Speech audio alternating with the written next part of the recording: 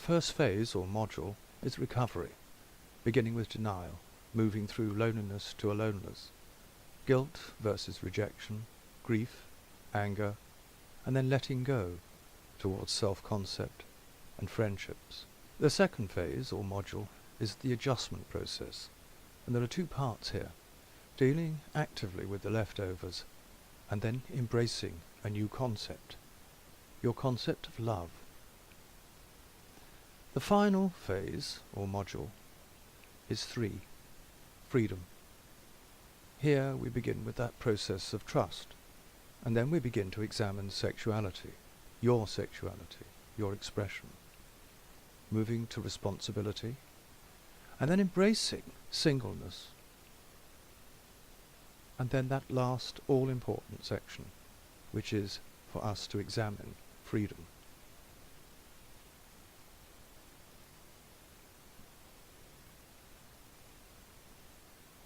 The first stage of denial. Some people at this stage in denial are ready, whilst others are shocked by what has happened, and they simply cannot think beyond the day before them. Many people say to me how they were waiting for their ex-partner to wake up, knock on the door, and tell them that their wishing to leave the relationship had been a terrible dream. However, through this relationship you've learned a great deal about your life, and so better to say, I did the best I could with what I knew, what I had to work with, and then, with such a statement, begin the first stage of rebuilding your future life.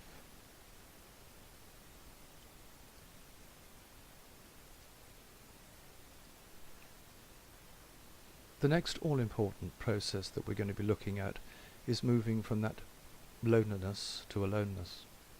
It is natural to feel extreme loneliness when a relationship is ending or has ended. Recovery can and will come from such pain if you listen to and allow this all-important natural process to unfold, so you can grow through loneliness to the stage of aloneness, where you will be comfortable just being yourself. Guilt versus rejection. There are 3 different groups of people in this stage in the recovery process. Firstly, those who walk around in shock, trying to get their emotional wind back, those who we termed were dumped. Secondly, those walking around looking guilty, those who dumped their partner. And the third category of people, those who walk around holding hands with their former partner, which we call mutuals in agreement.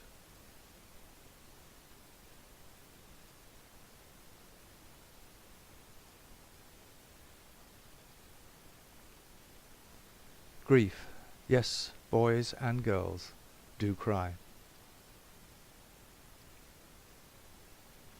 Grief is a very important part of the process when a relationship is ending or has ended, and so you need to work through these emotions in order to move on fully to the next stage.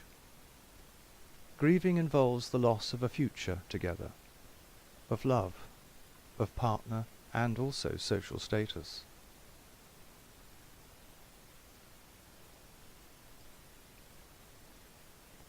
Anger. How could you do this to me? You will feel powerful rage, and feeling such anger is natural, healthy part of ending a relationship. However, anger is different from aggression, which is a destructive form of expressing anger. Also, it is not healthy to keep your anger locked up inside you, so we can explore at this point in the process ways of expressing such anger constructively.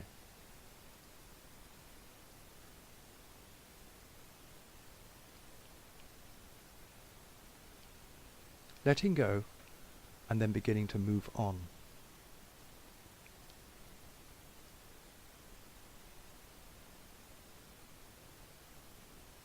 As we work to help you stop investing in your former relationship, you will realize your life is now full rather than empty. Those who ended the relationship tend to let go more quickly. However, failure to let go may be a symptom that you are not facing some painful feelings.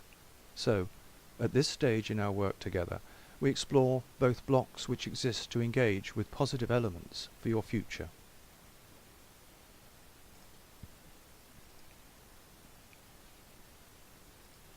Self-concept, from feeling bad to knowing that I am worthy. As you adjust to the ending of your relationship, you begin to feel better about yourself. For some people, if they are experiencing a personal identity crisis, they may create strains on their current relationships with friends and others in the future. And so, working on self-worth is a crucial part of your rebuilding process.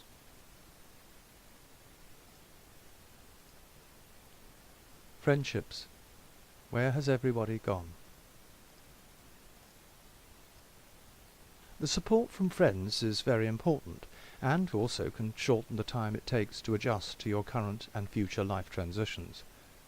We examine 4 common reasons why we can sometimes separate from friends we had when we were in our relationship. The first, when ending a relationship, you suddenly become more eligible as a future partner, and may be viewed as a possible partner for one or other of the people in another relationship. Now that you're single, you can be seen as a threat. Secondly, some friends support one or other partners. Therefore, we tend to lose friends who side with our former partner.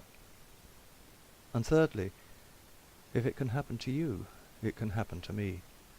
Here we understand how ending your relationship can cause other people to feel very insecure. And finally, the 4th element is how those in loving relationship are considered part of mainstream society.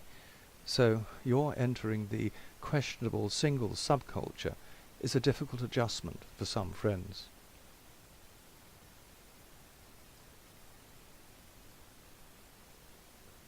Leftovers. They have to be cleared. Earlier experiences are extremely influential in our life, and the attitudes and feelings we develop in relationship to parents, family, friends and partners are bound to carry over into new relationships. So, now, time to unload these unneeded burdens.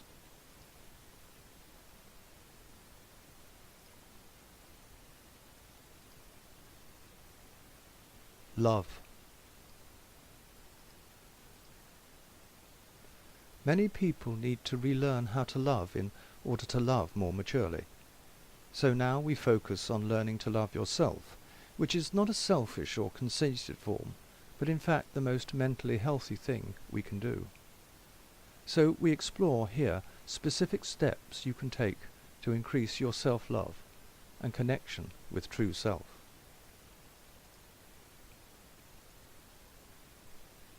Trust, the foundation of healthy relationships.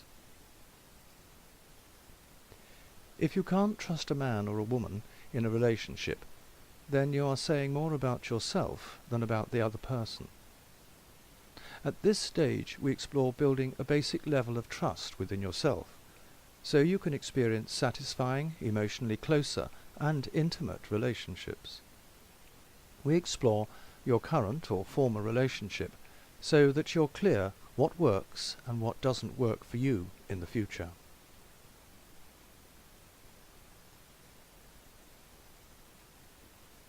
Sexuality. When just separated, it's normal to be extremely fearful of sex. So during this part of the adjustment process, we explore developing your own personal morality to express your own unique sexuality. There are 3 stages which will affect you as we go through the adjustment process, and we explore in detail in our one-to-one online sessions.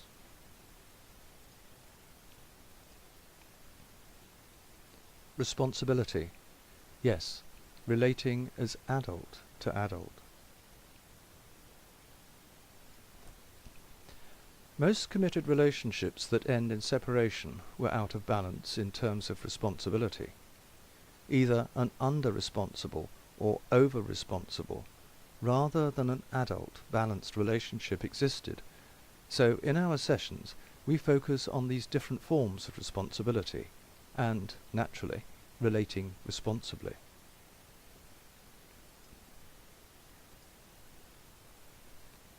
Singleness.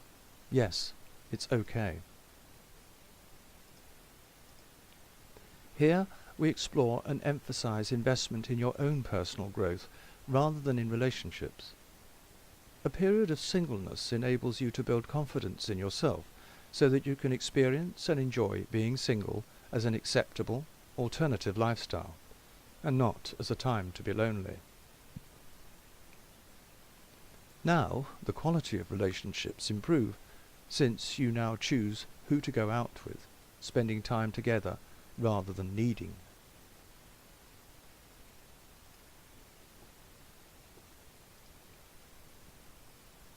Freedom and the new relationship with me.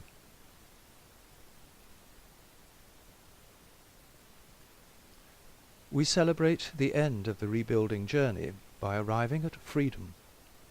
By our working through the rebuilding elements, you can now build more meaningful relationships for the future, because you have the freedom to choose, to either be free and happy as a single person, or free and happy when you enter into another relationship. A balanced, sharing, and free relationship between two people, rather than codependent games and the ultimate cost of such games.